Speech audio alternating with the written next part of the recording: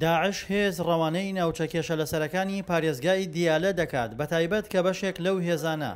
گەیشتوونەتە گوندە عەرەب نشینەکانی نزیک لە سنووری ئێران و ئێرانیش ئاسایشی سنوورەکانی لە دوای ڕووداوەکانی ڕۆژی چوارشەمەوە توندوتۆڵتر کردووە و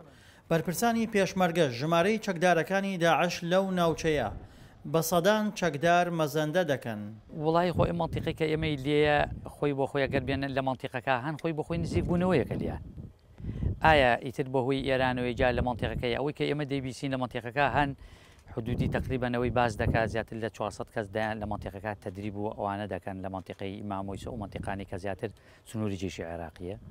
هەن لە مەنتیقەکە جا ئیتر مەفارزەکانیان دیارە دەتوانن بچنە ئەو دیویانە ئەویان زیاتر ئێمە زیاتر لە منتیقەکە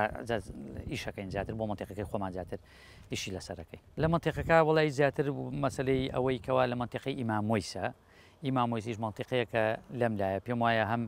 نزیکە لە مەنتیقەی ئێرانەوە گوایە تەدریبەکان مەسەلەکە لە سنووری عێراقایە نەک لە ناو ئێرانە سنووری عێراقە بەڵام لە سنووری جێشی عێراقایە ژێردەسەڵاتی جێشی عێراقایە فەراقێکی زۆر هەیە لە مەنتیقەکە ئەویش لە مەنتیقە لە سنووری ژێردەسەڵاتی جێشی عێراقی بەهۆی ئەوە دەبێتە هۆی دروستبوونی ئەو گروپە تونڕەوانە کە لە مەنتیقەکە ئەتوانن بیانەوێ بژین. لەوەتەی داعش هێزی ڕەوانەی دیالە کردووە کەم ڕۆژ هەیە کوشتن و ڕفاندن و بۆمچاندن لەو ناوچانە ڕوونەدات و تەنانەت زۆربەی شەوانیش هێرش دەکەنە سەر هێزەکانی حەشدی شعبی ئەمە جگەلەوەی ناوبەناو بە ئۆتۆمبیلی بۆم ڕێژکرا و پەلاماری بارەگاکانی حەشد و پێشمەرگەش دەدەن. زۆربەی شەوەکان شەڕە ینی لە هەفتەیەکە دوو جار سێ جار لێرە شەڕ دروستە بێت لە سنووری سعدیە لەگەڵ حەشدی شعبی و جێشی عێراقیە دیارن لێمانەوە شەڕەکانیش بەردەوامە بێ بۆ سەعاتێک سەعات و نیمێک ئەوەنە ئەخایەنێت دواتر نامێنێت تا بەرەو بەیان بڕوا نامێنێت شەڕەکان. لەگەڵ زیادبوونی ژمارەی چەکدارەکانی داعشدا لە دیالە هێزەکانی پێشمەرگە و حەشدی شعبیش لەو ناوچانە خراونەتە حاڵەتی ئامادەباشیەوە و بە پێی وتەی ئەبوو منتەزری فەرماندەی حەشدی شعبیش داعش هێزەکانی بە شێوەی مەفرەزەی بچووک و گەڕۆک بڵاوە پێکردووە. زۆر جارێ معلوماتمان بۆ دێت کەوا ئەم شەو دەیانەوێ شتێک بکەن لە مەنتیقەکە دێنە سەر ڕێبێ یان شتێک ئەوی ژۆک و معلومات ئێمەش ئامادەکاریەکانی خۆمان دەکەین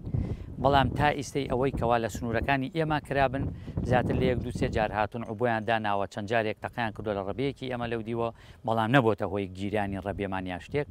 زوو یا فریا کەوتین یا هێزەکەمان لە ڕێبەکە زۆر ئامادە باش بووە تایسە نەیانتوانێت بە هیچ شێوەیەک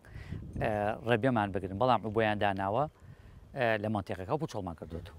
بەرپرسانی کورد پێیان وایە ئامانجی داعش لە ڕەوانەکردنی هێز بۆ پارێزگای دیالە بۆ ئەوەیە کە ئەو پارێزگایە لە ڕووی جوگرافیەوە بۆ ئەو ڕێکخراوە پارێزگایەکی استراتیژیە و دەیانەوێت لەوێوە دەستیان بە ئامانجەکانیان بگات.